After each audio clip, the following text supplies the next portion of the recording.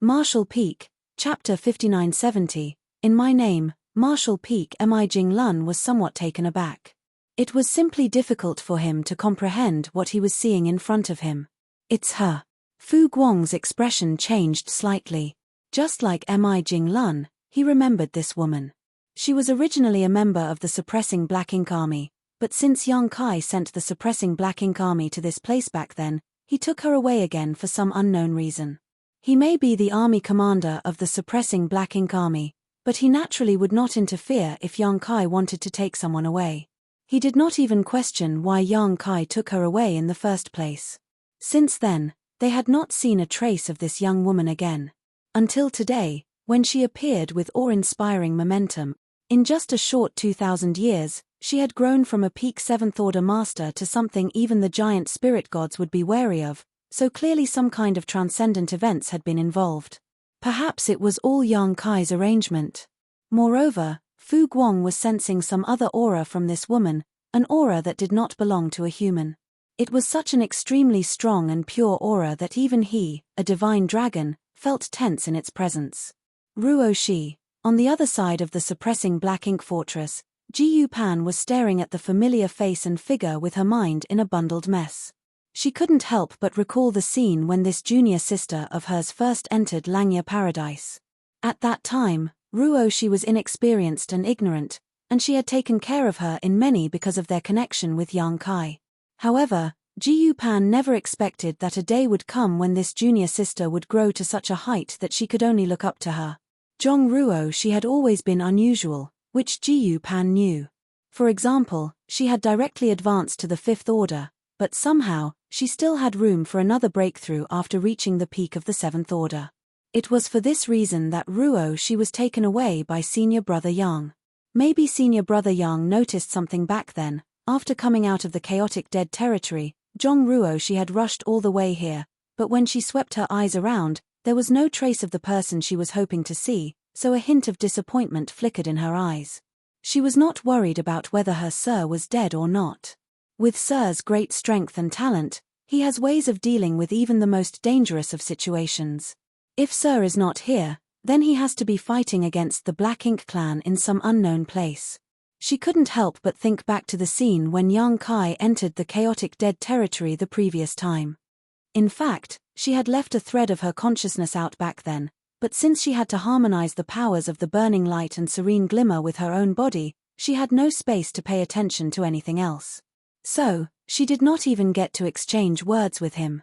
Yang Kai's arrival at that time made her realize the urgency of the situation, so after he left, she risked everything to accelerate the merging process. Fortunately, everything went smoothly. After she left her retreat, she immediately rushed to the star boundary. From there, she moved to the no-return pass where she learned about the crusade plan from the Void Guard stationed at the Universe Temple. She changed directions and used the space arrays set up by the Void Guard to teleport to the outskirts of the spiritless land, then she rushed to the battlefield from there. If not for that, it would have taken half a year to rush all the way here from the chaotic dead territory even with her current ability. Fortunately, I didn't arrive too late. Zhong Ruo Shi cheered inwardly to herself. Scanning the battlefield with her beautiful eyes, she observed the difficult situation the human race army was in. Lifting her broadsword up high, which was the source of the sword waves that cut down the royal lords earlier. In the quiet center of the battlefield, under the attention of hundreds of millions of pairs of eyes, Zhong Ruo Shi slowly brought her hands together, holding the hilt of her broadsword with its tip pointing down, before she thrust it into the void at her feet. A soft murmur came from her mouth, and though her voice was not loud, every living creature on the battlefield could hear it clearly. In my name, dispel the darkness. The wings behind her suddenly flapped open, and the aura emanating from the woman with her head down became even more resolute and inviolable. A point of light bloomed where the sword point touched before it exploded out like a great sun, spreading in all directions at an incredible speed. It was purifying light. Since Yang Kai brought the purifying light out of the chaotic dead territory, the humans had used it to reverse many declining situations for thousands of years, and even used it to refine weapons like the evil purging divine spears, but no one had ever witnessed such a large-scale eruption of purifying light. Even when Yang Kai sacrificed millions of small stone race soldiers to condense a burst of purifying light, that was like comparing a firefly to the bright moon that was the eruption today. The roughly 100 royal lords gathered nearby were the first unlucky ones to be hit. When the light spread out, they were all immediately engulfed by it. The pure light brought endless warmth and brightness to the human race, but it was like the vilest poison to the Black Ink clan. Howling, the royal lords tried to retreat, but the light was everywhere, enveloping them fully. Rich Black Ink strength was continuously bursting forth from their bodies, fighting against the erosion of the purifying light. The light continued to spread out in all directions, and countless Black Ink clansmen wailed in agony. The auras of every Black Ink clansman, from innate territory lords, acquired territory lords, to feudal lords, all were visibly weakening at an alarming rate. Meanwhile, the thick Black Ink clouds that had been built up on the battlefield these past months were wiped away, quickly melting away like snowflakes under the scorching sun. The dazzling light soon enveloped the entire battlefield. For every passing moment, the energies in large numbers of Black Ink clan soldiers were purified, causing them to fall in droves. The light gradually faded, and the situation on the battlefield had undergone a remarkable reversal. 30% of the Black Ink clan army that numbered in the hundreds of millions had been wiped out by the eruption of the purifying light, and their previously tight formations were now filled with holes. Worse still, the Black Ink clouds and Black Ink strength that had been accumulating all this time were basically gone. These Black Ink clouds that filled the battlefield had been severely restricting the human race army's performance, creating a hostile environment that hindered their movements. But now, the Black Ink clouds were swept clean, and the terrain advantage that the Black Ink clan enjoyed no longer existed. In terms of environmental advantage, both sides were back now to square one. And all of this was achieved with just one secret technique from Zhongruo Shi. It was an astonishing feat. Even though the royal lords, who had been repelled by the purifying light, had suffered severe damage to their foundations, they were now even more determined to kill Zhongruo Shi after witnessing her terrifying power. They had no idea where this woman had come from, but they knew she possessed a tremendous power that could completely restrain the Black Ink clan. If this woman was not dealt with, the Black Ink clan would be in great trouble. What was more, the radiance of the wings behind Zhongruo Shi dimmed significantly after she brought out that burst of purifying light, and her delicate face was tinged with an unusual scarlet from her exertion. It was obvious that activating such a mighty purifying light explosion came at a cost to her. Now was the time when she was at her weakest. If they didn't kill her now, when would they? So, despite being extremely wary of Zhongruo Shi, the royal lords still swarmed towards her. They were originally focused on restraining the giant spirit gods, Rda and Ra, but now, all of them had changed targets. Compared to the giant spirit gods, Zhongruo Shi was their true nemesis. Figures in all directions rushed towards Zhongruo Shi, aiming for her life. Rda and Ra roared in anger, and though they were able to hold down a group of royal lords with their powerful strength, they couldn't stop all of them. Even the group of royal lords that were stopped had volunteered to stay behind to pin down the two giant spirit gods. The remaining royal lords only had Zhongruo Shi in their eyes, each one displaying intense murderous intent. Amidst the human race army, many Ninth Order masters grew anxious at this sight. Zhongruo Shi was able to change the course of the battle with her power as soon as she appeared. Being able to control purifying light at will was the most vital weapon the human race needed at the moment. If she were killed like this, then even the last hope of the human race would be gone. Even if Zhongruo Shi had previously demonstrated strength that surpassed even the giant spirit gods, it was obvious that bringing forth purifying light of such a scale consumed a lot of her strength. While she was now weakened, dozens of royal lords rushed towards her at once, and no one knew if she still had strength left to defend herself with.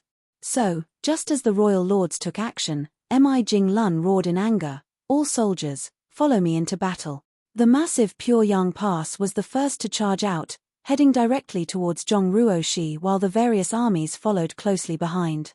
Embark Lun always had the appearance of a dignified scholar, and he was indeed a resourceful and shrewd man whose greatest strength was his strategic mind. Even in the most critical of situations, nobody had ever seen him lose his cool. Especially now that Pure Yang Pass was considered the human race's command center, It should have been guarded by the human race army while remaining in the rear. However, how could Mi Jinglun care about such things in this critical situation? One could even say that this was a gamble. Pyongyang Pass's mobilization had disrupted the human race Grand Army's tight formation. If they failed to save Zhongruoshi now, then the first one to be annihilated when the Blank Ink clan surrounded them would be Pyongyang Pass. However, time waited for no one on the battlefield. Mi Jinglun could not afford to wait and make preparations and plans. Urgently, he compelled Pyongyang Pass forward in hopes that he could arrive at Zhongruoshi's side in time. Pyongyang Pass and the royal lords moved at the same time, and Zhongruoshi was clearly able to sense this. Understanding what her allies were thinking, she couldn't help but laugh as she called out, "No need to be anxious, Supreme Commander Mi. Since I've come, I have the ability to protect myself. Don't forget, it was Sir who taught me everything I know." While she was speaking, the royal lords had already closed in on her, hoping to kill her off quickly. The royal lords who were wounded by the purifying light did not hold back in the slightest. Each one of the attacks they used was the strongest in their arsenal. Instantly, terrifying powers broke out, and they were all converging on Zhongruoshi's position. This was different from their fight with the giant spirit gods earlier, where they were mainly focusing on restraining them. That was because the royal lords knew that trying to quickly kill the giant spirit gods would cost them a lot. The lives of many royal lords would have to be sacrificed if they were to attempt such a thing. What was more, once the Supreme One awakened, what would these trivial giant spirit gods count for? It was with those considerations that the royal lords maintained the intensity of their fight with the giant spirit gods, but they did not reach a point where their lives were put at stake. However, it was different when facing Zhongruoshi. Purifying light was something that even the royal lords feared greatly. Either they killed this woman, or they would be the ones to die. That was why no royal lord dared to hold back, and all of them charged at her with all the strength they had. Martial Peak. Martial Peak, Chapter 5971, Personal Guard and Reinforcements. Martial Peak. Dozens of heaven-destroying, earth-shattering attacks surged forward, causing even space to shatter, but at the center of this onslaught, Zhongruoshi remained calm and composed without any hint of panic. She raised the broadsword in her hand and lightly tapped the void in front of her. As the void warped, a void corridor was instantly formed. No one knew where the void corridor led, but a powerful aura was rapidly approaching from within the dark passage, surpassing even that of any royal lord or Ninth Order master. All the royal lords paled at the sight and became even more fierce in their attacks. However, before their attacks could land, a figure appeared from the void corridor, then two, then three. In the blink of an eye, 8 figures had emerged from the passage, guarding the space surrounding Zhongruoshi. Only now did the royal lords who had come close realize the true faces of these unexpected guests. Small stone race masters. Many small stone race soldiers had appeared on the battlefield previously. They seemed to be peculiar creatures controlled by the human race that could fight alongside the humans. However, their strength was not generally too high, and after a series of intense battles, almost all from the small stone race had been killed. Even the royal lords never expected that this woman who appeared out of nowhere could also control the small stone race, and for the small stone race she summoned to be so ridiculously powerful. The aura emanating from each of these small stone race masters was comparable to that of a Ninth Order master, or possibly even more powerful. Moreover, there were 8 of them. These were Zhongruoshi's personal guard, a force that had never been seen before. Yang Kai was the only one who knew about the existence of these Ninth Order small stone race masters. When he went to the chaotic dead territory last time, he had experienced their might, and he knew that they were created through the harmonization of yin and yang by Zhongruoshi using her Heaven's Order bloodline. However, even Yang Kai did not fully know how many Ninth Order small stone race masters had been born in the chaotic dead territory. He only had an estimate. Back then, he had also attempted to bring them under him through the great sun and moon marks, but he had unfortunately failed. At that time, he speculated that the only person who could control them was Zhongruoshi, so, even though he thought it was a pity, he ultimately gave up on them. As it turned out, he was right. There were a total of 8 Ninth Order small stone race masters, and their auras were linked as soon as they appeared, instantly forming a magnificent battle formation. At the center of this battle formation was Zhong Ruo-shi, who was being protected by them. The eyes of the Ninth Order masters who rushed over were bulging when they saw this, with Oyu Yang Lai exclaiming, an 8 trigrams formation. The simplest battle formations was the 3 fortunes formation, followed by the 4 symbols, 5 elements, 6 paths, 7 stars, 8 trigrams, and finally the 9 palaces. The increase of each stage was based on the increase of cultivators involved. The stronger the battle formation, and the higher the cultivations of those involved, the harder it was to form. Perhaps there were some parties who could cooperate intimately under the high-rank open heaven realms that were able to form the 8 trigrams or even 9 palaces formations, but once the cultivation level reached the high-rank open heaven realms, it was difficult for higher battle formations to be formed. In the existing records, the highest battle formation that 7th Order Masters could form was the 9 palaces formation, which was a miracle achieved by the Dawn Squad under Yang Kai's leadership. Besides him, nobody else in the 7th Order had achieved such a feat. Even the 8 trigrams formation was difficult to maintain for 7th Order Masters because the pressure on the person acting as the core was too much. Meanwhile, the strongest battle formation that 8th Order Masters could form was the 8 trigrams formation, which was used to kill pseudo-royal lords. However, every time 8th Order Masters formed such a battle formation, the backlash resulted in some, if not all of them, perishing. From this, it can be seen that it was extremely difficult for high-rank open heaven realm masters to form higher-level battle formations. As for the 9th Order Masters, generally, no one would form a battle formation. Not because it was impossible, at the very least, the simplest 3 fortunes formation could be maintained, but because there were only so many 9th Order Masters.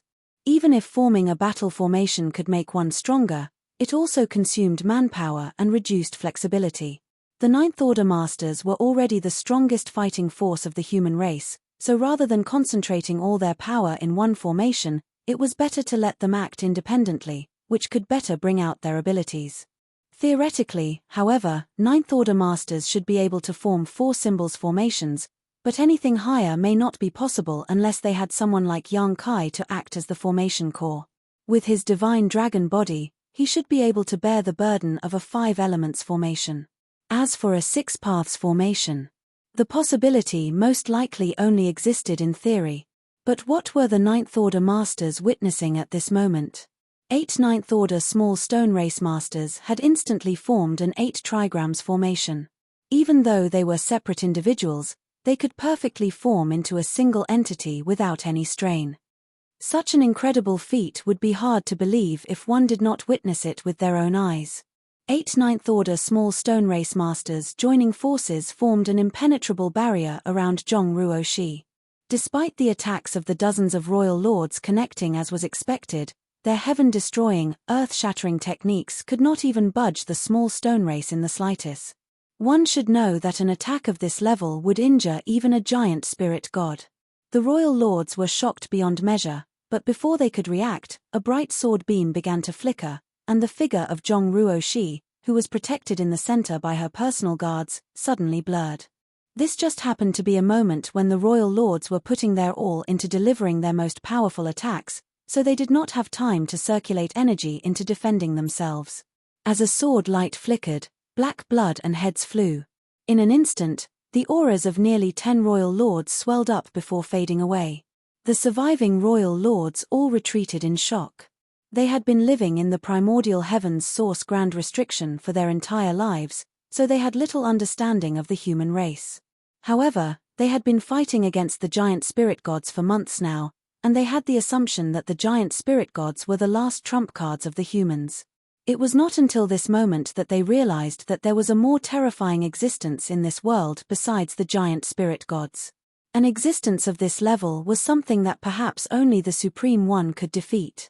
The surviving royal lords wanted to escape, but soon enough, they realized that they were not only being pursued by the winged woman, but also by the 9th Order small stone race master.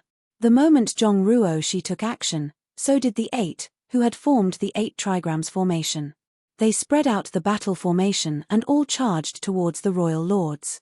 The royal lords were caught in an extremely unlucky situation, but even though they had been injured by the purifying light before, they still had the heritage of royal lords and were not afraid of a single Ninth Order small stone race master. However, they soon realized that something was not right as they clashed with these small stone race masters. There was something unusual about the strength displayed by them, and it seemed to far exceed what should be expected. Upon closer inspection, they were shocked to discover that the aura of these small stone race masters were still closely connected to each other despite the fact that all of them were seemingly fighting alone. Most crucially, their auras were constantly changing and they could form different battle formations at any time or switch which one served as the core of that battle formation at will. The masters who had rushed over to help also noticed this, and all of them had incredulous expressions on their faces because what they saw before them was impossible according to everything they understood. When human race masters formed battle formations, they had to take great care in maintaining the connection of their auras. The worst possibility was if a battle formation collapsed due to the link being broken. Each time humans assumed battle formations, the masters had to divert some of their attention to maintaining its operation. However, when they looked at these Ninth Order small stone race masters, it seemed that their control over their auras had reached an instinctual level. They could disperse or form any battle formation in an instant. One might think they were alone, but in fact, they had 7 other brothers behind them who could help to crush their enemies at any time.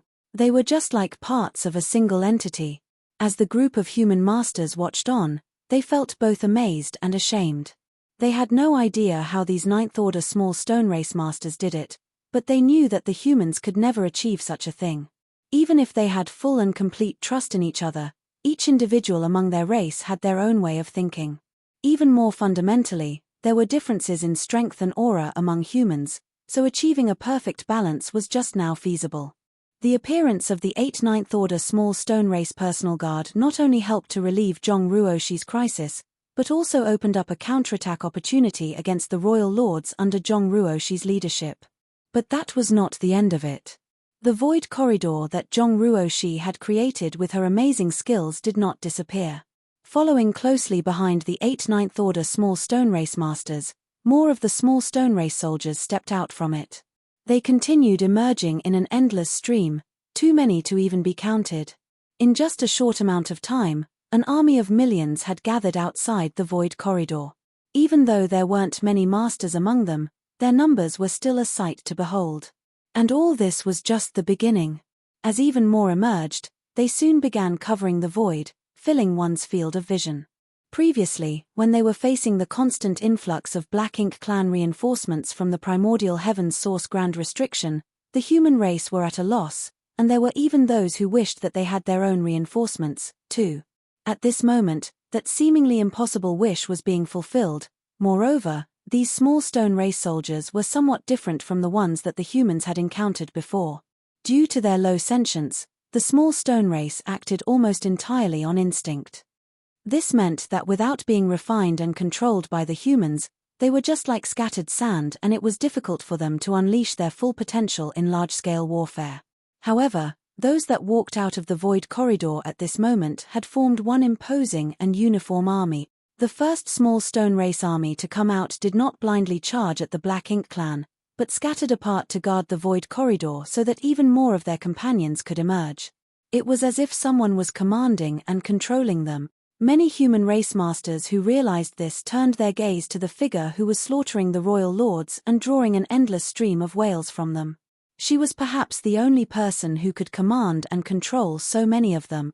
The chaotic dead territory. Jing Lun realized where the void corridor led to. For so many small stone race masters to come out, the place the void corridor was connected with had to be the chaotic dead territory, a paradise for the small stone race. According to Yang Kai, the burning light and serene glimmer had nurtured countless of them, and the ones he brought out and handed to the human race were simply scavenged from the chaotic dead territory. Assist them in guarding the void corridor. Jing Lun made an immediate decision and changed his previous order. Marshal Peak.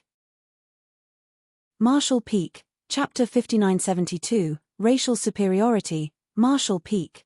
Zhong Ruoshi no longer needed help from the humans to save her, but whether it be the void corridor that was connected to the chaotic dead territory or the opening at the primordial heavens source Grand Restriction, those places needed to be guarded, and they were also the key locations that would help the human race army turn defeat into victory. Everyone was glad since the two entrances were not far away from each other, so they would not have to scatter their forces too much to guard both points. At the same time as when Jing Lun gave his order, some of the masters from the Black Ink clan realized that things were taking a bad turn for them. Large armies of small stone race were constantly pouring out of the void corridor that led who knew where. In just a short while, tens of millions of them have come out. If they did not bring down that void corridor, then it would not take very long for the small stone race to even the playing field with them in terms of numbers, and if that were to happen, then it would not simply be the humans that they had to deal with. While the human race army were rushing to the void corridor, many masters from the Black Ink clan led their own subordinates in the same direction. The void corridor to the chaotic dead territory had instantly become a focal point of the battlefield, catching the attention of millions of pairs of eyes. Even though the human race army moved sooner than the Black Ink clan, they were also further away, so, when they were only halfway there, the Black Ink army had already surrounded the void corridor in all directions, but the emergence of the small stone race had also diverted much of their attention, which resulted in the situation becoming much safer for the human race. A war that was even more intense from the fight between the human race and the Black Ink clan broke out. Although the human race army was completely made up of elite soldiers, they were very limited in numbers.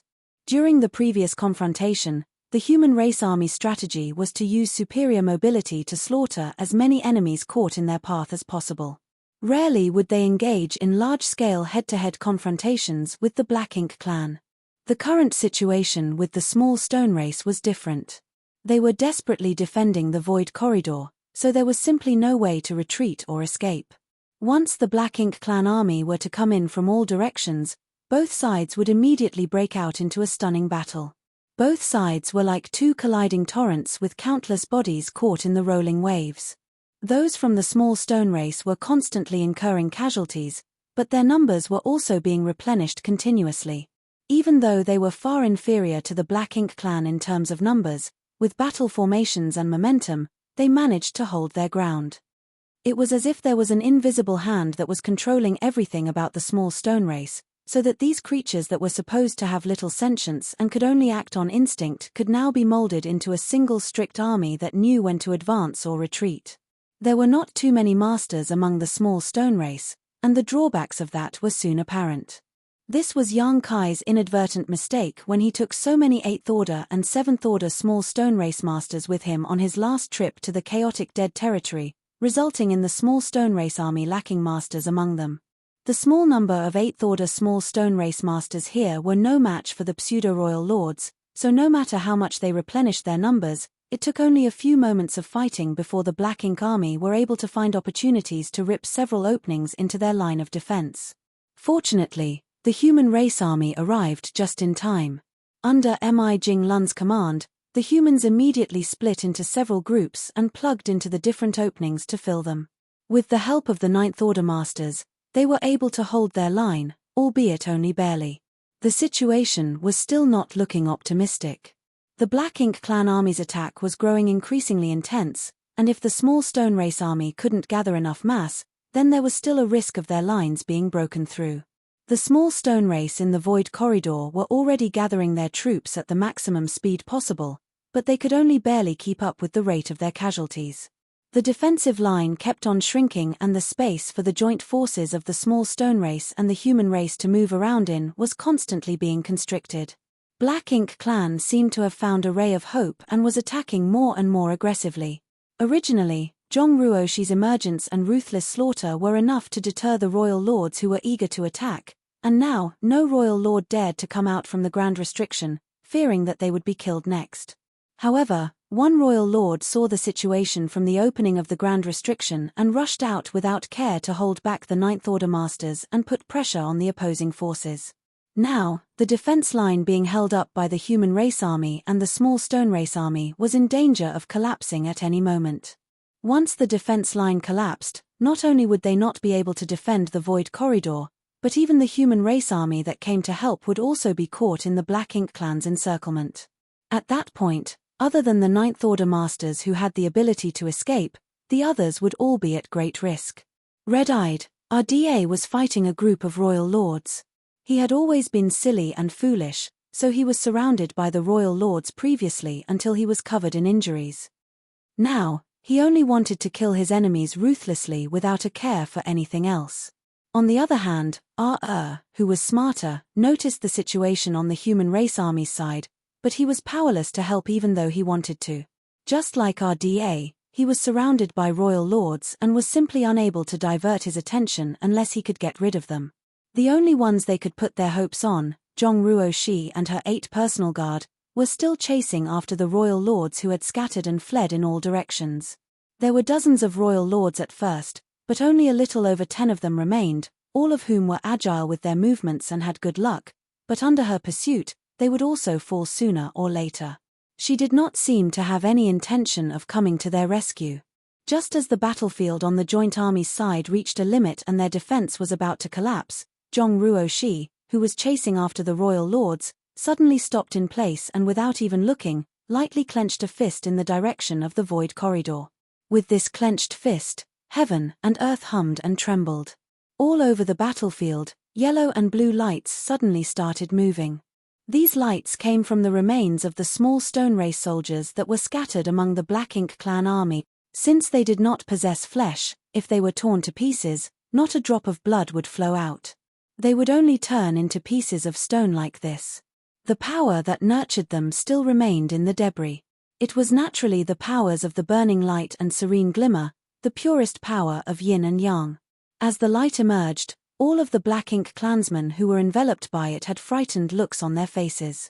They had no idea what the yellow and blue colors represented, but they had witnessed the power of the purifying light that Zhongruo had brought forth before. That was why the Black Ink clan had gained an instinctive fear of this strange light. Most of the Black Ink clan were still shocked by the changes around them. A few of the sharper masters wanted to retreat when they noticed the situation turning against them, but how could they have the time to run? The defense line of the human race and the small stone race had been suppressed again and again. The Black Ink clan army surrounded them on all sides and were pressing hard, passing through the remnants of countless fallen small stone race along the way. It could be said that the Black Ink clan's frontline army was now fighting amidst a sea of the small stone race soldiers' broken remains. The yellow and blue colors swirled together, quickly turning into a dazzling pure white light that was scattered at first, but in the blink of an eye, condensed together. The white light was like an ocean, covering the vast battlefield. From within that white light, the countless screams and wails from the Black Ink clan rang out. Regardless of their cultivation, all of their bodies began to sizzle as if they had fallen into a wok of boiling oil, and following that phenomenon, the Black Ink strength in their body began to dissipate and become purified. Those caught in the center of the white light were the most greatly affected, and soon, those with insufficient cultivation perished. Even if some managed to survive, their foundations were severely damaged. The best time to cull them was now, when they were weakened, and the counterattack of the human race and small stone race armies commenced in an instant. The small stone race members were being controlled by Zhongruo, who naturally would not miss such a good opportunity, and when the humans saw the flowing yellow and blue lights, they realized what was about to happen. After all, they had witnessed this kind of scene before from Yang Kai. So, before Mi Jinglun could even give the order, the human race army had already blown the horn to begin their attack alongside the small stone race army. On Pyongyang Pass, Mi Jinglun sighed in his heart. No wonder Zhongruo said that she was taught everything she knew by Yang Kai. This manner of dealing with her enemies is carved from the same mold. The Black Ink clan army suffered grave losses due to being caught off guard in this unexpected situation, and the troops on the front line were completely annihilated almost instantaneously. Even several of the royal lords, who had jumped into the battle from the primordial heavens source grand restriction, died in this trap. The defensive line that had been suppressed to the limit began to expand in all directions, and with the collapse of their army in the front lines, the Black Ink clan's rear also quickly withdrew. By the time the dazzling light subsided, the intense exchange of offense and defense had ended as well. The joint army's defense line was restored to its previous state, but they did not continue pursuing the fleeing Black Ink clan, not because they did not want to, but because they could not. Right now, their main focus was protecting the void corridor that led to the chaotic dead territory. As they watched the small stone race army gather in the void from afar, the Black Ink clan was overcome with grief and anger. The Black Ink clan possessed too many advantages over the humans. They were created from black ink nests, so they could be bred in numbers sufficient to crush the humans. Moreover, their black ink strength was also extremely disadvantageous for humans. If the humans wanted to fight with them, they had to make all sorts of preparations beforehand. For example, they had to take their purifying black ink pills just so they could defend against being corrupted. This was their racial superiority, granted to them by their creator. Nobody could change that imbalance. However, when compared to the small stone race, the superiority of the Black Ink clan crumbled. The small stone race may not be able to reproduce as quickly as the Black Ink clan, but they had an advantage in comparison to the human race. They had no fear of black ink strength, and they were even extremely sensitive to it. If nobody was controlling them, then they would simply rush to where black ink strength was densest. But what disgusted the Black Ink clan the most was the fact that these small stone race soldiers treated them as mortal enemies when they were alive, and when they were dead, the powers remaining in their bodies could still be drawn out to condense purifying light that perfectly countered black ink strength. Having suffered a huge loss twice already, the surviving Black Ink clan soldiers no longer dared to act rashly. So what if they wiped out those from the small stone race? Without the ability to dispose of their corpses, the rubble that was left behind was still a great weapon against the Black Ink clan. Looking from afar, the Black Ink clan army was hesitant to act. The small stone race was beginning to show some unusual movements. Everywhere the human race army was located, a small stone race army would be there, opening up a passage to the rear. Initially, the humans did not understand what they were trying to do, but soon, the humans realized and reacted. The small stone race army had taken the initiative to open a passage to the void corridor so as to allow the human race army to head inside to guard it. At the same time, the small stone race army surrounded the interior, the area around the void corridor, in layers so that the human race army had the chance to recuperate peacefully for a while. Marshall Peak. Marshall Peak, Chapter 5973, Vigorous, Marshall Peak. This was clearly Zhong Ruoshi's intention. It was simply impossible for those of the small stone race to decide on such an action by themselves with their low sentience. Many of the human race masters were overjoyed. After months of fighting such a fierce battle, they hardly had any time to rest and recuperate. Each army was about to reach their limits, and even the Ninth Order masters were no longer at their peak. Otherwise, Embark Lun would not have had the idea of withdrawing the whole army previously. No one could have thought that a safe place for them to rest and readjust their conditions would still be able to exist in the middle of such an intense battlefield. Even though this time to recuperate would not last for long, in these circumstances, any time they had for recuperation was precious. So, after they understood what the small stone race army's intentions were, the human race army did not hesitate to retreat to the direction of the void corridor. The openings were once again filled in by the densely packed troops of the small stone race army. Looking at the small stone race figures that filled the void in all directions, the humans could not help but feel a sense of security, and the tension that had been building up in their minds over months had also eased up completely. A large number of pills were distributed, as well as various combat supplies. This time, the human race no longer held any reservations. They used up all the supplies that they had been saving up since this was their last battle. This battle was about the survival of their race, and if they were to win, they would remain the masters of this world, but if they were to lose, then there would be no humans left. What was the point of rationing supplies at these times?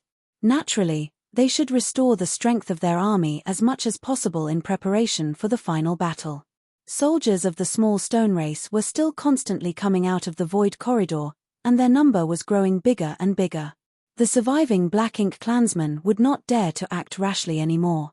Masters from the Black Ink clan were all looking at the small stone race, all of them feeling a throbbing headache over the situation. Moreover, what they had to deal with now was not only the joint forces of the small stone race and human race army. When RDA and RR were joined by the 8 Ninth Order small stone race masters on the other side of the battlefield, the royal lords who were attacking the 2 giant spirit gods were caught off guard. They were all so shocked that their souls nearly left their bodies. The 8 small stone race masters had appeared, So that woman must not be far behind. It was only then that the Black Ink clan discovered, to their horror, that all the royal lords who had participated in the attack against Zhongruo had fallen. This sent chills down the spines of all the royal lords. One had to know that there had been dozens of royal lords working together, and yet such a powerful force had been decimated in such a short time. The number of royal lords surrounding RDA and RE was not far from the number of royal lords who went to attack Zhongruo, but their allies had all been killed, so they were probably next on the chopping block. When they noticed Zhongruo's aura approaching from afar, many royal lords left RDA and RE and turned around, making for the opening in the primordial heaven's source grand restriction. Together, they instantly broke through the defense line of the small stone race army and plunged into the grand restriction without even glancing back. For some of them, it had only been days ago they were dreaming of escaping this cage called the primordial heaven's source grand restriction and conquering everything before their eyes. They had waited millions of years for this dream to come true. However, the feelings of joy did not last long. They had now realized that there was no safer place in this universe than the primordial heaven's source grand restriction. Unless the Supreme One woke up, no one could stop that woman's massacre. With nearly half of the royal lords who were restricting them out of the way, and with 8 Ninth Order small stone race masters assisting them, the 2 giant spirit gods turned the tide in an instant. RDA reached out and grabbed a royal lord who was trying to escape and, with a roar of rage, stuffed the royal lord into his mouth. No matter how hard the royal lord struggled, he could not shake off his huge hand. Once he had been sent into the large abyss, RDA bit down on him. As if he were biting into a worm, black blood spurted between his teeth and the royal lord's aura was instantly obliterated. RDA then roared, venting his anger. He was a powerful giant spirit god, yet he was being put into such a miserable situation under the encirclement of the royal lords. This insult was simply unbearable. RE did not stay idle either. He punched and kicked, each blow appearing simple, but could in fact crush a large piece of the void, blocking the royal lord's plans of escaping. The wings on Zhongruo's back flapped, sending her across the battlefield as a long pure white band of light trailed behind her in an exceptionally beautiful sight. She did not care about the battlefield where the giant spirit gods were and instead charged straight past it and into the opening of the primordial heaven's source grand restriction. Many other royal lords were watching the battlefield from within the grand restriction, including those who had fled back inside. They thought that they were safe inside the grand restriction.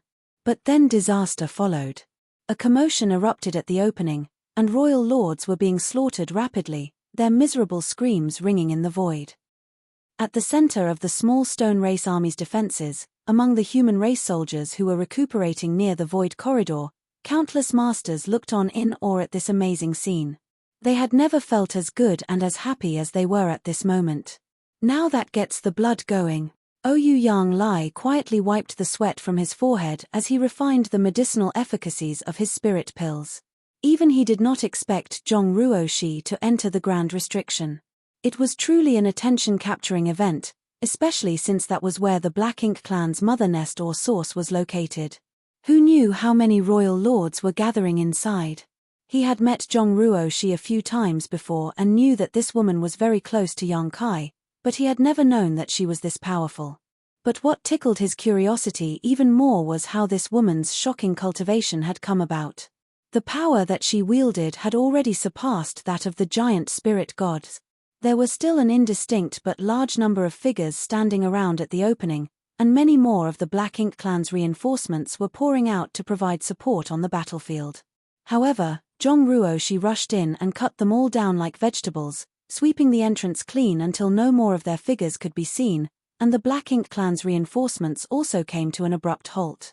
It was not until an hour later that a figure emerged from the opening, the wings behind her back still as glossy as jade, a sight that dazzled all that beheld it. Damn woman! Have some consideration for the elderly. The voice of Wu Kuang rang out beside Ruoshi's ears, sounding slightly helpless. He was tasked with controlling the primordial heaven's source grand restriction and was united as one with it in a sense, so every time the grand restriction was ripped open, he would suffer a certain amount of backlash. The openings that happened previously were mostly done of his own accord, so he could control them to a certain extent. However, when Zhongruo suddenly rushed in, The large opening in the Grand Restriction had been torn apart 3 times before, and though royal lords could pass through it, it was still not enough for someone like Zhong Ruoxi to pass through. Just now, Wu Kuang had almost shrieked when he saw Zhong Ruoxi rushing over. From his standpoint, it was as if an unstoppable force was charging at him. Even though he expanded the opening as fast as he could, he was still caught off guard by Zhong Ruoxi's sudden charge and he could not regain control for a while. The feeling was just like having his entire being ripped apart. And that was why he had to complain. Zhong Ruoxi smiled, more or less understanding Wu Kuang's meaning. She then apologized. "Forgive me, Senior. It was Junior who was reckless." She was strong, beautiful, had a sweet voice and a pleasant demeanor, so what could Wu Kuang say? After holding it in for a while, he let out a sigh and muttered, "You did well." While others could not see what was going on inside the Grand Restriction, he could still feel a thing or two since he was in control of it. Within an hour of Zhong Ruoxi entering the Grand Restriction, no less than 30 royal lords had been executed. As for the weaker Black Ink clansmen, countless had perished. If not for the fact that the Grand Restriction was indeed unsuitable for long fights, Zhong Ruoxi would not have come out so quickly. Instead, she would probably have continued fighting for as long as possible before re-emerging. Senior is too generous. Junior has only done what was necessary. She looked up into the void. In the hour since she disappeared, something else had changed on the battlefield. The most obvious one was the fact that our Da and Ra had finally been freed from their predicament. The 2 giant spirit gods had been besieged by dozens of royal lords and were having trouble getting out, but thanks to Zhong Ruoxi's deterrent, nearly half of the enemies had fled back into the Grand Restriction. The remaining half were no match for the 2 giant spirit gods and the 8 Ninth Order small stone race masters and were soon smashed into pulp. At the same time, the small stone race army, which had been guarding the void corridor all this while, began to move as well. Up until then, they had been firmly guarding the space around the void corridor and even had the strength left to provide a sanctuary for the tired human race soldiers to rest and recuperate. But as time passed, more and more small stone race soldiers emerged from the passage. There were now over 100 million of them, and even more continued to pour out. No one had any guesses as to just how many small stone race soldiers there were gathered at the other end of the void corridor still. The number of troops that the small stone race had already surpassed that of the surviving Black Ink clan army. So, they attacked with determination. Divisions of the small stone race army launched themselves like rockets in the direction of the Black Ink clan army, holding them down in an endless spree of slaughter. A battle broke out again, but this time, the attacking and defending parties were reversed. In the short time that passed, the small stone race had already amassed enough forces to confront the Black Ink clan head-on. The Black Ink clan was still massive in number, but they were being purged at an astonishing rate, demonstrating that they were also exhausted and defenseless. The smartest option now would be to make a strategic retreat. But where else could they retreat to other than the Primordial Heaven's Source Grand Restriction? The void within Primordial Heaven's Source Grand Restriction was their home, their foundation, but even if they could escape, the Primordial Heaven's Source Grand Restriction could not move. To retreat back to the Primordial Heaven's Source Grand Restriction, they had to first break through the small stone race army's blockade. As a result, the Black Ink clan army had no choice but to fight. As for the consequences that could arise from killing them, the Black Ink clan lacked the energy to care right now. By the time Zhong Ruoxi showed up, the 2 armies had already been fighting for a while, and while the small stone race army had suffered some losses, the Black Ink clan had suffered much more than them. This could not be helped as though the small stone race army did not have many masters compared to the Black Ink clan, they had the help of 2 giant spirit gods and 8 Ninth Order small stone race masters. The Black Ink clan's defense lines held for less than an incense stick of time before the 2 giant spirit gods killed their way through and began wreaking havoc on them. The same was true of the 8 Ninth Order small stone race masters. Even the royal lords who were lucky enough to survive the initial culling could not hold out long against them. On the other hand, the humans, the ones who started this war, were resting at ease with the strong protection provided by the small stone race army. This gave the Ninth Order masters that were led by Embark Lun mixed feelings in their hearts. Martial Peak. Martial Peak, Chapter 5974, long-term goal, Marshall Peak. Strictly speaking, this second crusade was taking place despite the human race not being fully prepared. Readiness was not a matter of willpower, but rather an accumulation of strength. It was easy to see just by the results alone. Without the help of Zhong Ruoxi and the small stone race army, the human race would have been defeated already. The original plan was for Mi Jinglun to withdraw with the army and wait for Yang Kai to return before leading the survivors to a new, distant world. Once they left, this whole region, covering the entire 3,000 worlds, would surely fall under the Black Ink clan's total control. Was it because the human race did not fight hard enough? Was it because the heavens did not favor them enough? It was neither. Great potential could erupt from a race during the critical juncture between life and death. In just a short few thousand years, the human race has grown from near total decimation to recovering the 3,000 worlds and the no-return pass, but that was already their limit. If they had not worked hard enough, they would not possess the heritage they have today, and if the heavens did not favor them, they would not have the open heaven realm cradles. However, when it came to facing powerful foes like the Black Ink clan, what ultimately mattered was strength. The time given to the human race was too short, so no matter whether or not they were ready for this crusade, they had to go on. That was because Mo was about to awaken. Under such circumstances, it was better to be proactive than reactive. After all these years of fighting, the human race army had already been tempered into one entity after going through the baptism of war, but it was still not enough. As the battle raged on, Mi Jinglun weighed his options before deciding to give up on supporting the small stone race army. The battle had not reached an end yet, and the small stone race army should have enough troops to hold their own. What's more, after this battle came to an end, there would be an even more treacherous one waiting for the human race army. The current human race army had to recover its strength for that impending moment.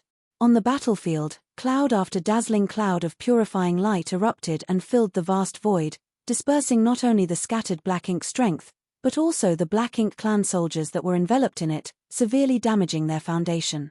The current situation on the battlefield was extremely bad for the Black Ink clan. The primordial heavens source grand restriction was no longer providing reinforcements, and even the royal lords did not dare to go near the opening to check out the situation for fear of being seen by Zhong Ruoxi and drawing her wrath upon themselves. On the other hand, the small stone race soldiers still had a steady stream of reinforcements pouring endlessly out of the void corridor and entering the battlefield.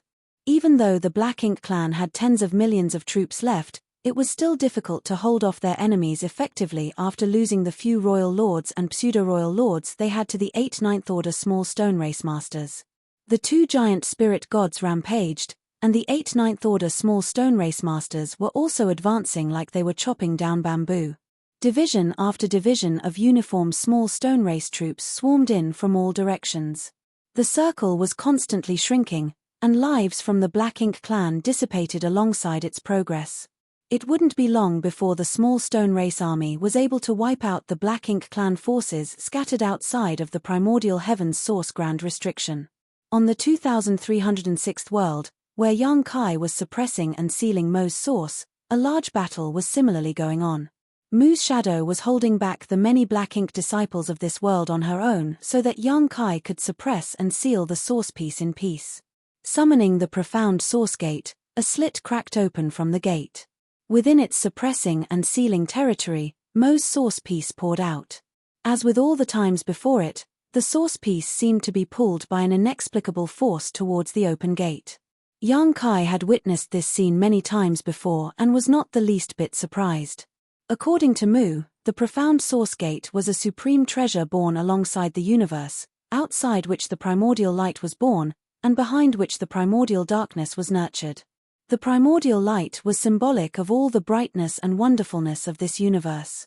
Not bound by the profound source gate, it left after its inception, but the darkness born within the profound source gate could not as easily escape. That was until the primordial darkness gained sentience of its own after accumulating for endless years. That was Mo.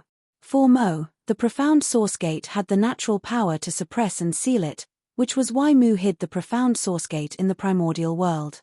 Only the profound source gate could suppress and seal Mo's source. Each of the previous attempts was uneventful. Once the profound source gate was summoned and opened up, the source piece would be drawn into it and sealed. But this time, things were not quite the same. Yang Kai could clearly sense Mo's source piece struggling violently, as if it had a consciousness of its own, trying to escape the pull of the profound source gate.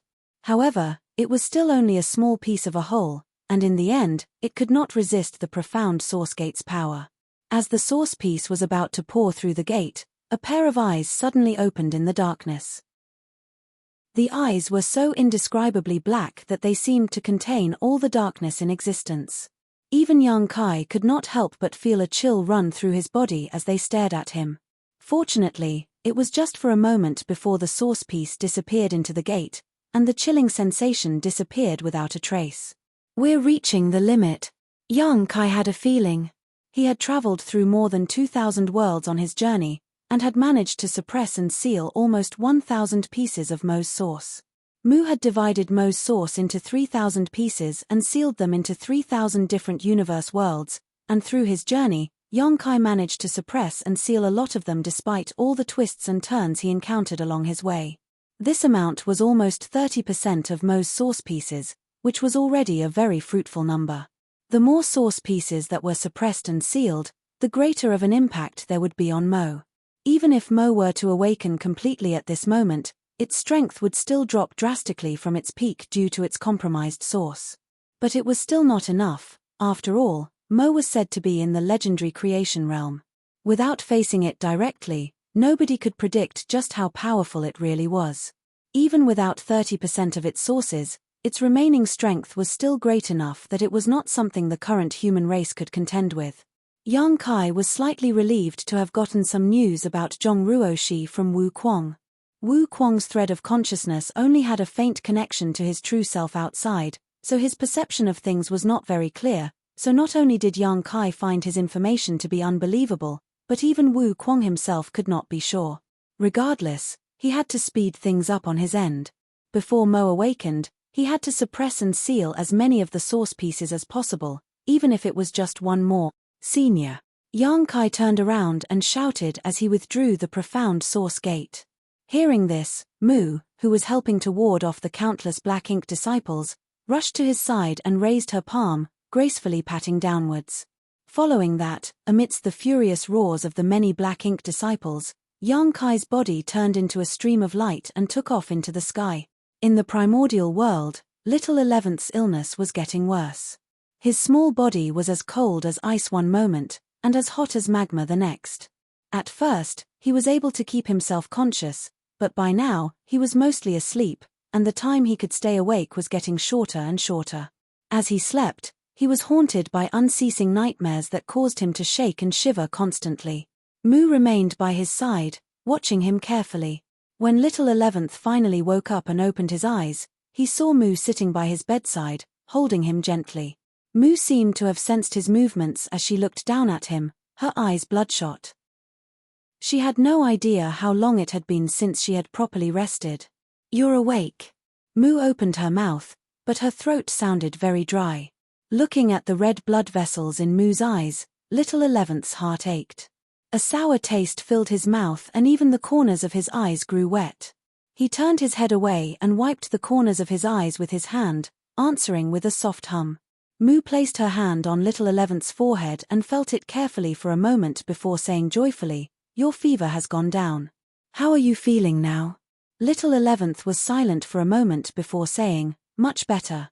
Mu smiled and withdrew her hand. "Good. Get some more sleep and you should get better then." Little 11th opened his mouth. "Sixth sister, I don't want to sleep." He had slept enough already. "Then what do you want to do?" "I want some kanji." The sister and brother, unrelated by blood, had been living together and relying on each other for survival in this bustling city. Mu had cooked many delicious foods for Little 11th, but what he wanted most at this moment was the plain rice kanji cooked by her. This was the first food he had eaten since waking up in this world. "Sure," Mu raised her hand and gave him an affectionate tickle on the nose before getting up. "In that case, wait here for a while." Little 11th fell silent. Very soon, the kanji was ready. Mu brought in the pot of cooked kanji and was just about to serve Little 11th a bowl when she saw him get out of bed, sit by the table, and pull the pot closer to himself. Moo laughed. You're planning to eat that much? Be careful or you'll spoil your tummy. Little 11th huffed. I want to eat. It's not like my tummy is weak. Moo was helpless. Good, good, you can have it all. If you can't finish it, then you better watch out or I'll spank your bottom. Little 11th couldn't help but clench his butt a little and blushed. I'm not a child anymore, stop spanking me for no reason. As soon as he finished speaking, Moo pressed on his nose with a finger, immediately creating a pig's nose on Little 11th's face. Little 11th shook his head in annoyance and sniffled. You're so childish. You're always doing these childish things. Moo covered her lips and giggled, but she stopped teasing him, instead handing over the wooden spoon she brought. Little 11th picked up the bowl and held the clay pot in his arms, digging into his meal. Moo sat by quietly, watching him, saying from time to time, eat slowly and be careful so you don't burn yourself. It's not like anyone is going to steal it from you. From time to time, she would help him wipe the corners of his mouth. The freshly cooked kanji was so hot that Little 11th kept sucking in his breath. Even his face had grown red and his head was steaming from the heat. It took about an hour, but he did manage to finish it eventually. Even the bottom of the pot was scraped clean without a drop left behind. Moo peered into the pot and joked, if you ate nicely like that every time, I could save the effort of washing the dishes. Little 11th rubbed his round tummy and made a face at her. Then won't you turn into a lazy woman? Be careful or you won't be able to get married in the future. Moo raised her hand and smacked him upside the head. It's not up to you to say whether I can get married or not. Little 11th held his head with both hands and complained, you're hitting me again, I'm still a patient. Moo raised her hand as if to strike him again, but in the end, she just stroked his head gently. Little 11th lowered his head. The atmosphere turned silent. Marshall Peak. Marshall Peak, Chapter 5975. Hello, we finally meet, Marshall Peak. In a humble house on the edge of Dawn City, a pair of sister and brother sat opposite each other. Only after a long time did Little 11th speak. Sixth sister. What's the matter? Let's talk after I've finished washing the dishes, all right? Moo smiled, got up, and picked up the clay pot before walking out. Looking at her back, Little 11th sighed, a sadness that did not match his age appearing on his small face. The dust-covered memories from long ago began to stir. In the boundless darkness, where not a trace of light could be seen, a consciousness began to emerge. At first, it was dull and incomplete, just fumbling through the infinite darkness by instinct. After an unknown period of time had passed, that consciousness slowly became complete, and as it did so, it gradually became aware of its surroundings. It was as if it was trapped in a strange place, a place of nihility and emptiness where time flowed endlessly, and that made it feel lonely. It began to consciously search for a way out so that it could escape from this place that was keeping it trapped, but it did not even know why it wanted to leave. All its thoughts and actions were purely based on its instinct. It took action, but to no avail, and after long years of suffering, it finally found the way out of that place. However, there was a tightly sealed gate blocking the way. It tried with all its might to break it down, but it was as if the strange gate had a complete suppressive power against it. No matter how hard it tried, it could not budge it in the slightest. Day after day, year after year, it gradually came to feel an emotion called despair. It understood that it was impossible for it to open the gate with its own power. Despair never came without reason, it only appeared when one's hopes were extinguished. For countless years it lived in this dark, lonely world, never understanding what despair meant, until the seed of hope was planted in it. Ironically, from the same gate it found. Countless years of hard work came to nothing in the end, and the ultimate decision to give up was overwhelmingly frustrating. Perhaps it was destined to live in this dark world forever, it thought. That was until one day, it suddenly heard some strange noises when it was sleeping peacefully behind the gate. Until then, it had never even known that such a thing as sound existed in this world. Where it lived, not only was there no light, there was not even a hint of sound. Complete and utter silence. It was awoken from its slumber and listened to the sweet sound of that voice. At that time, it had no idea what that voice was saying.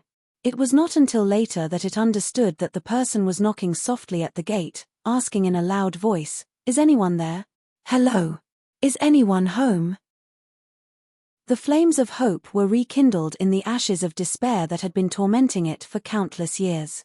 It fought hard to make as much noise as possible from behind the gate, hoping that it could reach the outside. The person at the gate must have noticed it and said gleefully, "Ah, someone's home? Could you please open the gate?" But how could it? It would have done so already if it could. Moreover, it could not even understand what the person was saying at the time.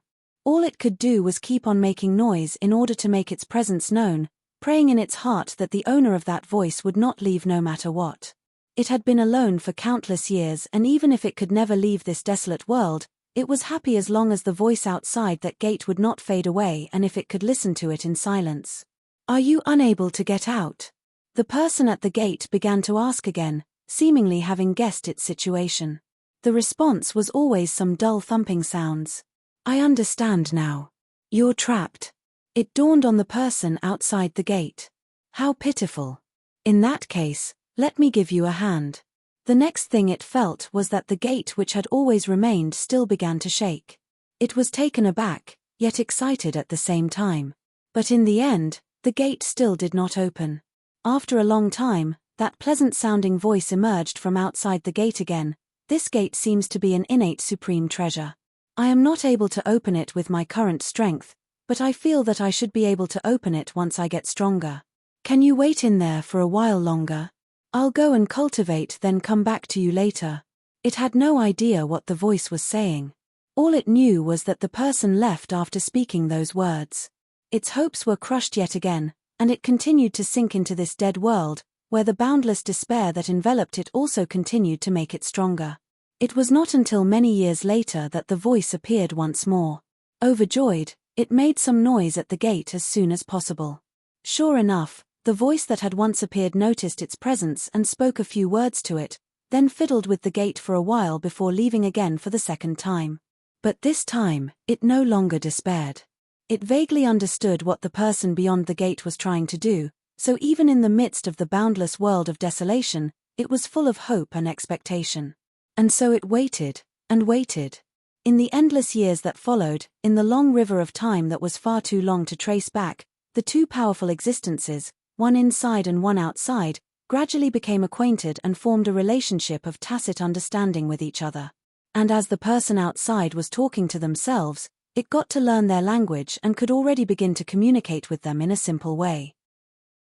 For it, this was an exceptionally wonderful experience, and the dark world in which it lived was no longer as dreary because in the midst of that darkness was a heart filled with hope. It remembered vividly the conversation that took place between them, even when that person outside the gate arrived for the 7th time to try and let it out but failed. "I've already cultivated into the peak of the 9th order, but how come this gate still won't open? How annoying. Annoying," it repeated, not so much frustrated as happy. Its greatest wish was no longer to open the gate and leave this place, but to have someone to accompany it outside the gate and talk to it. That alone was enough to satisfy it. Being able to hear her speak filled it with so much joy each time that it would roll around behind that gate for days on end. "I have to figure out a way, but the 9th order should already be the upper limit of the open heaven realm. What must I do to break through even further above that?" The person behind the gate sounded worried. There was nothing it could do to help in these circumstances. It did not even know what the 9th order was, or what the open heaven realm meant. "This won't do, I have to go. The humans are currently in a bad situation since the great monsters are not easy to deal with, but rest assured, none of them are as powerful as I am. I'll come back for you once the situation stabilizes, maybe then I'll be able to open this gate and let you out." Hearing that person's words, it knew that she would be leaving again. Even though it was reluctant to part with her, it couldn't stop her. In the end, it could only give a stiff reminder, "Take care, be safe." "I will." The person outside the gate answered gleefully. The final wait felt unbearably long, seemingly lasting much longer than the times before. So, it kept waiting at the gate, making some noise from time to time as if afraid that that person would not notice its presence when she arrived. Eventually, that person came. "Listen, the world is such an amazing place. There's actually a thing called the universe furnace, and it appeared out of nowhere a few years ago, and I went inside. There was a really, really long river in there, and I have no idea where the source is or where it ends, so I call it the infinite river. What's a river? It asked. A river. It's hard to explain, but once you come out, you'll know if I bring you there. Besides the river, there were also big mountains. Oh, what else? Then, I emulated the infinite river and refined a long river of my own, but it was still a far cry from that infinite river. Still, I am now much stronger than before, and I have a very strong feeling that I will be able to open the gate this time.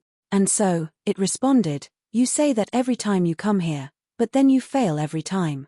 The person outside sounded disgruntled. Wow, you've actually learnt to insult me. That makes me mad. No, I wasn't trying to. It felt guilty and apologized in a panic. The person outside the gate giggled. The sound of her laughter sounded even better than before. I was just kidding. You're so gullible. After making sure that she wasn't really angry, it finally felt at ease. All right, I'm going to open the gate now, so stand back, or I might accidentally hurt you, said the person outside the gate. And so, it moved away from the gate as it was told, and the next thing it knew, the tightly closed gate began to rumble and shake even more violently than ever before. It was sure from this that the person on the other side had indeed increased their strength greatly and became much stronger than previously. This also helped to give it more confidence in that person, thinking that there might actually be hope of the gate opening this time. Hope came quickly, and with the violent movement outside, the gate that had been tightly shut all this time parted to either side, gradually revealing an opening. When the light from the outside pierced through the darkness, it couldn't help but lose itself for a moment, staring in awe at the light that it had never seen before with both mind and body trembling. So this was the legendary light. Even a being born in darkness like it had an innate yearning and thirst for such light. Just this ray of light taught it that the world outside was countless times more exciting than the place where it was born. It won't open any more than this, the person outside the gate yelled in a strained voice. This is the limit. Quickly, get into my space-time river, I'll pull you out. As soon as she spoke, a great river came tumbling through the opening, pouring into the endless darkness. It dared not hesitate and plunged headlong into the river. Immediately afterwards, it felt a mysterious force drawing it towards the opening in the gate. Almost at the very moment that it exited the opening, the gate that had been opened closed shut again. The space-time river, which she had yet to fully withdraw, was even cut off and part of it was left in the darkness forever. However, it was oblivious to such a thing happening. It was fighting its way up the river, and the moment that light filled its vision, it finally saw the figure that had been accompanying it outside the gate for countless years. There was a touch of crimson at the corner of that person's mouth. She wiped it away as if it were nothing. Grinning, she looked at the black blob that had floated out from her space-time river and greeted it with familiarity. Hello. We meet at last. Sylvan, this just makes a mess of the whole story. So, it was not the 10 that found Mo. These two met beforehand. Not sure how I can fix this equals. Equals okay. So, I went back and changed it in a way that made Mu hesitate to say what had happened. Since we have Kang also telling the same story as Mu, let's just pretend that the 10 agreed upon this story so that Mu won't get blamed. Marshall Peak. Marshall Peak, Chapter 5976, Siblings, Marshall Peak. Speaking of which, I haven't asked for your name yet. My name is Mu, what's yours? It would never forget their first meeting. There was a touch of red blood on the corners of her lips as this quiet and gentle woman stood in the void, looking at it with a smile on her face. What is my name? It had no idea what its name was. It did not even realize that such a thing as a name existed in this world. Before meeting her, its world was nothing more than endless darkness and desolation. It was because it met her that its world now had sound, had expectations, and today, light had also become a part of it. I don't know what my name is, it mumbled in reply. Inexplicably, a lowly feeling of shame took root in it, as if it had blasphemed her just by looking at her like this. No name, her. Mu walked around it, then she suddenly clapped her hands and smiled. I know. Seeing as how you're so dark, your name should be Mo. Mo, it murmured, and then it slowly beamed. My name is Mo. It had its own name now, And it was Moo who gave it to it. It was determined not to lose it in its life, and one day, it would let everyone know its name. But soon, it realized that its appearance was not quite the same as Moo's. Moo had arms and legs, a head and a body, and she was even wearing pretty clothes. She was such a pretty person. It also wished that it. As those thoughts ran through its mind, the round black blob, without a fixed shape, began to warp, gradually transforming until it looked just like Moo. Moo looked at it in surprise. You can even assume human form, but this won't do, you can't look like me. Mo was puzzled. Why? Moo kindly explained, because everyone is unique in this world. Mo didn't quite understand, but if Moo had said it, then it must be true. It was a shame that it couldn't look like her. She definitely had the most beautiful appearance in this world, it thought to itself. Then, what should I look like? Mo asked. Just the way you were is good, too. After a pause, she added, but if you have to assume human form, then why don't I give you a hand? With what? Changing your appearance, Moo reached out her hands and pounced on it with a teasing grin on her face, then she began to rub and shape it. Mo did not resist, allowing her to do as she pleased. Moo worked for quite a while before taking a few steps back and studying Mo carefully, after which she nodded in satisfaction. There, that'll be your look. Mo held out its hands and spread them out in front of itself, feeling confused as it looked at its small hands. Seeing its confusion, Moo took the initiative to explain, this is what my brother looked like, but he died when he was very young, so you can take his form from now on. Okay, Mo responded obediently. Moo then looked up at the profound source gate again and rushed over to it with excitement. This gate is a treasure. It ate a part of my space-time river, so I'll have to take it with me. She then turned to Mo, this is the door to your home, do you still want it? Mo waved his hand, I don't want it, you can have it. Who would even want such a thing? Moo nodded, in that case, I won't stand on ceremony. The space-time river was summoned again and wrapped itself around the strange gate. Perhaps because a piece of her space-time river was left inside the gate, this time, Moo was able to collect it with ease. Let's go, Moo beckoned Mo and led him away into the distance. On the way, Mo asked the question that was on his mind, Moo, what is death? Death. If a person dies, then we will never be able to see each other again, and that person will only live on in the memories of others. What is a little brother? Well, it's a sibling born from one's parents. Then, am I your little brother? Yes, you'll be my little brother from now on. You're my little brother, too. That's not right, I'm your big sister. Sixth sister, to be exact. What is a big sister? Chem. A big sister is a sibling born from one's own parents. But isn't that what a little brother is? Hey listen, a little brother should speak less because if he talks too much, his mouth will glue shut and he'll never be able to open it again. Shocked, Mo covered his mouth in a panic. Moo, where did this little friend come from? This is the one I told you about, the one who was shut behind that strange gate. You got him out of there. A crowd of people surrounded Moo and Mo, their eyes filled with scrutiny and curiosity. Mo clung to the corner of Moo's clothes and hid behind her. It had never known that so many people existed in this world, and that they all looked different.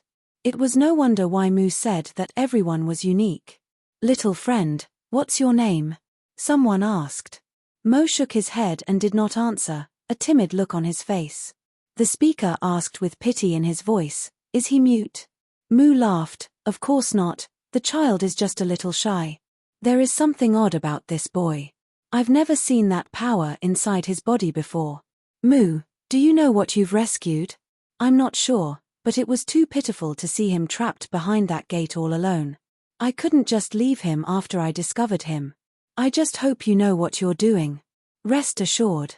With how weak he is, he can't do much even if the power inside his body is a little strange. I'll keep an eye on him. That's good. Right now, the great monsters are running amok and our people are in a tough spot. We can't afford to deal with any more trouble.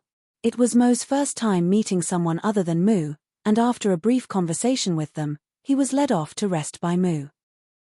In the days that followed, they slowly came to know each other better and it became clear that Mo was no mute. Mo had also figured out the relationship between these people and Moo. The 10 of them had such a close bond that they called each other siblings. Mu was ranked 6th out of the 10, which was why Mu asked him to call her 6th sister on the way here. As he was the youngest, he was affectionately called Little 11th by everyone. Mo also finally figured out what a big sister and little brother was. It even witnessed death. In those days, the great monsters of the early ancient era were committing atrocities all across the land, and the human race chose to stand up to them, thus everything under the heavens was put under a constant baptism of blood and war. It was not known just how many humans had thrown away their lives in those battles. For a being who had been locked behind a gate all this while, it was a great shock for Mo to suddenly see such an unimaginable scene. Because of Mu, it began to think of itself as a human, and as it watched Mu and the 9 others busying about, it too wanted to help. It wanted to kill those early ancient era great monsters and give the humans a peaceful place to live. Mo began cultivating, but the human race's open heaven realm method did not suit it at all, and no matter how hard it tried, it could not raise its cultivation. That was until one day it unwittingly felt the power surging deep inside the bodies of some of the humans, and almost instinctively, it drew that invisible and formless power into its body, refining and absorbing it. It actually felt as if it had grown a little stronger. Mo was both pleasantly surprised and horribly terrified by this discovery.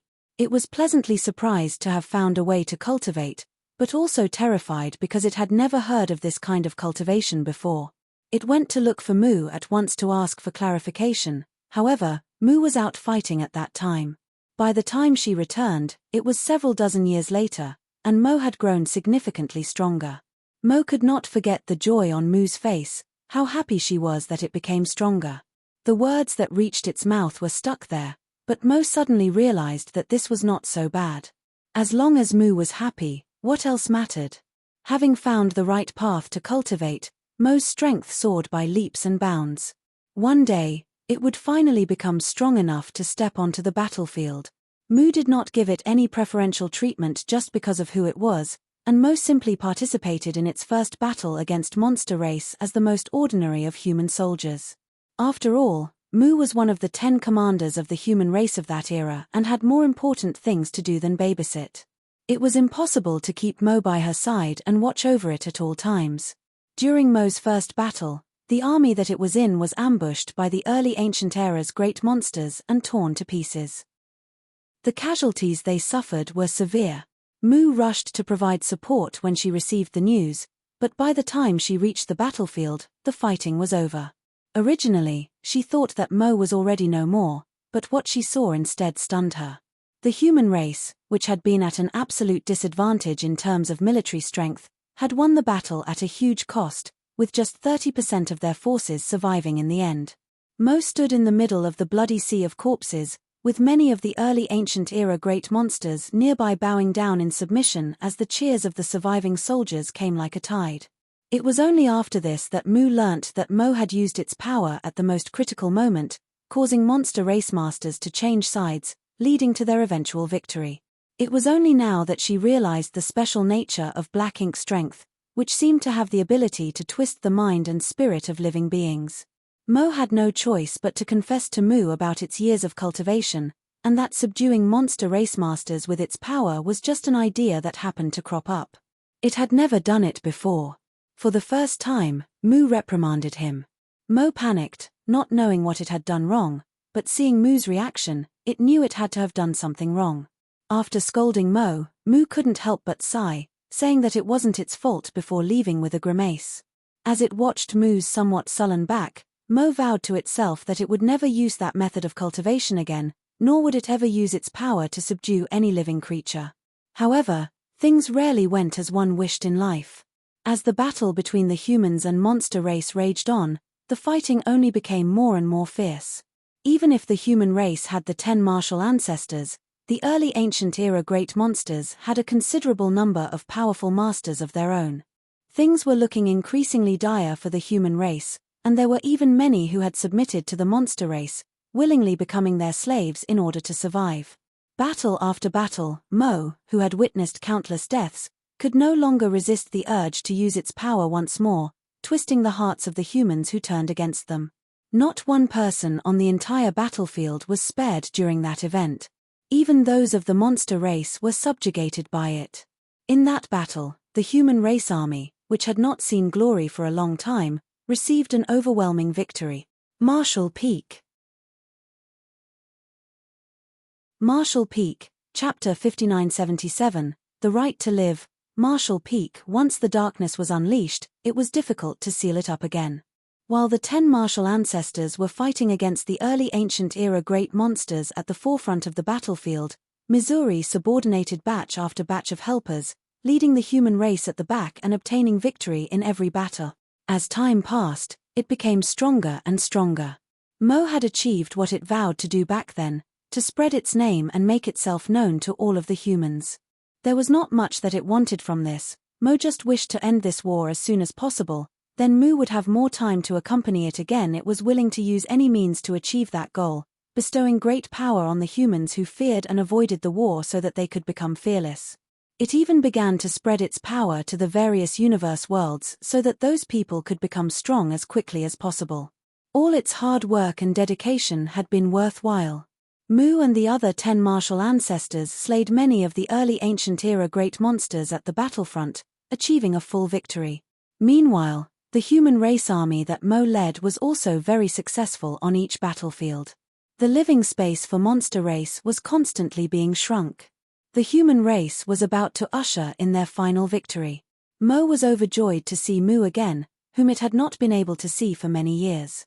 With great excitement, it told her about his efforts and achievements over the years, not noticing the troubled look in Mu's eyes. Mo made a wish in front of Mu, that they would never have to be separated again once the war was over.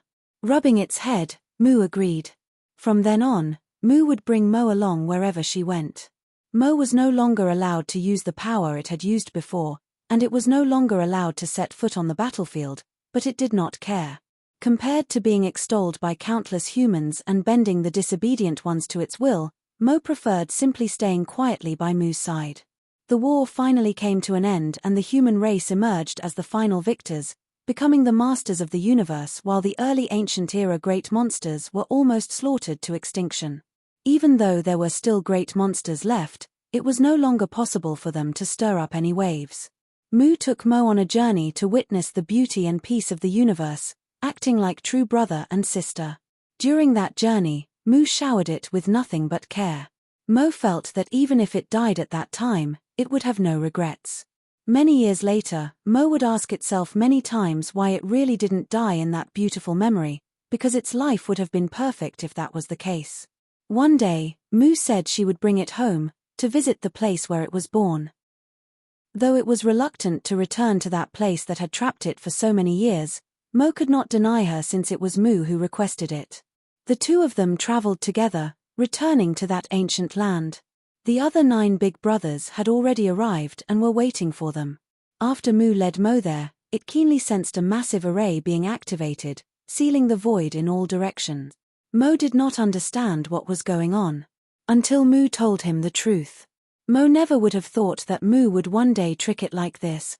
Shock, anger, resentment, all sorts of complicated emotions overwhelmed it. The reason Mu led it here was just so they could suppress and seal it here again, and that last journey would be its final fond experiences. Mo's heart felt as if it had been stabbed. The dependence and trust it once had turned into grief, causing Mo to lose its rationale for a moment. The power that had been built up over the years was released, and Mo's mind became completely twisted. Under Mo's influence, all the beings previously corrupted by his power were turned into slaves. The human race, which had only been at peace for a few years, was once again thrust into an endless war. Inside the small house, Mo sighed faintly as its small figure grew rapidly, transforming into a handsome young man with delicate features in the blink of an eye. He got up, walked out of the house, and looked up at the sky, his gaze absent as his mind drifted. Such an innocent memory from so long ago. Mu came out of the kitchen, wiped her hands on her apron, and looked at him with a faint smile. "Are you leaving?" Mo turned his head and looked at Mu with a complicated gaze before nodding gently. Mu said to him, "All these years, it was Sixth Sister who wronged you." Mo raised his hand to interrupt her, smiling back. "You did the right thing, Sixth Sister." Mu cocked her head at it in confusion. Mo said, "I was too young then, mistakenly believing that I had full control of that power, but it proved to be too much for me to grasp. If you hadn't suppressed and sealed me back then, I'm afraid the human race would be no more. Mu was stunned for a moment, then as if understanding something, her face paled slightly. You mean, Mo sighed, that power is the root, I am only its consciousness that has been born through many long years of accumulation. Even though you have taught me about all the wonderful things in the universe, in the end, not everything is good in this world. No matter the kind of consciousness it birthed, its power will continue to grow, and one day even that consciousness will become its slave. When that happens, only one instinct will remain, to conquer and enslave everything. Just as the birth of the black ink cult was inevitable in this world, so too was all this predestined. Hearing those words from it, Mu finally understood. So, when the power was suppressed and sealed once more, it instead led you to rediscover yourself. Exactly, Mo grinned. Then now, Mo shook its head, it will all return soon. Sixth sister, you have already fulfilled your promise. For that, I thank you. Mo looked up at Mu, tears faintly welling in his eyes. Mu promised back then that she would accompany him forever and keep him by her side wherever she went, and she had done exactly that and more. While she was alive, she was constantly watching over the primordial heaven's source grand restriction, and even in her death, the shadows she left behind continued to keep Mo company. Mu tried to make one last effort. If you like, we could go on like this. Mo shook his head sadly. I can't stop it, and besides, since I was born, I, too, should fight for my right to live. These words caused Mu's heart to clench. Every living being had the right to live since birth, to pursue the good things in life, but what if the existence of this being was in itself a sin? Mo looked at Mu with a deep gaze, as if he wanted to brand the figure before him into the deepest part of his mind, into his life, never to be forgotten. He then murmured softly, besides, a world without sixth sister no longer needs to exist. Mo opened his arms as if to embrace the entire world. Winds rose and clouds surged. A black ray of light suddenly descended and entered Mo's body, causing his aura to swell explosively. This was followed by a second, then a third. All the inhabitants of Dawn City looked up in shock, only to see an endless stream of black light coming from nowhere in the sky, falling incessantly towards a certain spot in the city where a terrifying aura was surging. The inside of the holy temple of the light spirit religion was a chaotic mess. The Order Lords wanted to go and find out what was going on, but they could barely even move their bodies when they felt that terrible power. Everyone's eyes were filled with horror. The turbulent wind blew the small house down, but Mu stood still, completely untouched as Mo had enveloped her in a force that was protecting her. In the 2639th world, Yang Kai managed to repel the attacking Black Ink disciples together with Mu's shadow, but not without difficulty. Just as he was about to use the profound source gate to suppress and seal Mo's source piece, the seal opened by itself before he could even act, and the piece inside turned into a black light that rushed into the sky, disappearing in the blink of an eye. This, Yang Kai looked on in astonishment at what had just happened. Mu's shadow paled and she raised her hand, pressing her palm against Yang Kai's chest before urging, he has woken up. Quickly go to the primordial world, that is the source of my power. Find the shadow I left there and she will tell you what to do. Mo has awakened. Despite knowing that this would happen, Yang Kai could not help but feel his chest tightening when the time finally came. Was it finally time to face the strongest existence in this universe? Yang Kai then silently comforted himself. Somewhere between 30% and 40% of Mo's source should be suppressed and sealed, so in other words, its black ink strength had also been weakened by that much. Even so, was there anyone among them who could be a match for Mo? If there was no way to defeat Mo, then all their previous efforts would be in vain.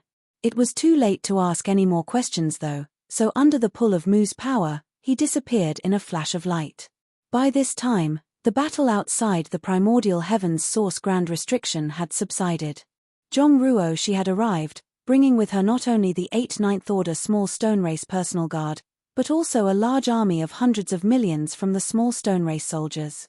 The Black Ink clan at the opening of the grand restriction no longer dared to come out to fight, so how could the ones left outside be any match for the humans? The small stone race regiments cut through the battlefield one by one, firstly dividing the Black Ink clan army before gradually pecking away at their forces.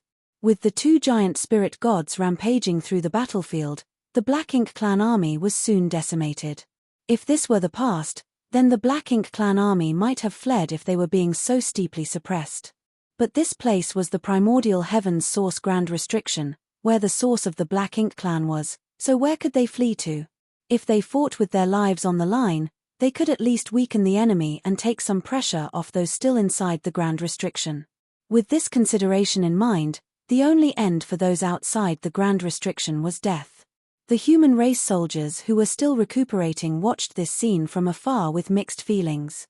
What should have been a certain defeat had been turned around by the small stone race army, but this victory did not dictate the final outcome. It may take an even more grueling and brutal battle to actually win this war. Catcher. Suddenly, a strange sound came from the void. Before the human race masters could figure out what was happening, they heard Wu Kuang's grave voice call out, "Watch out. The Grand Restriction is about to break." Catcher. The sound began to overlap more and more. The human race army stopped for a moment before immediately getting into formation.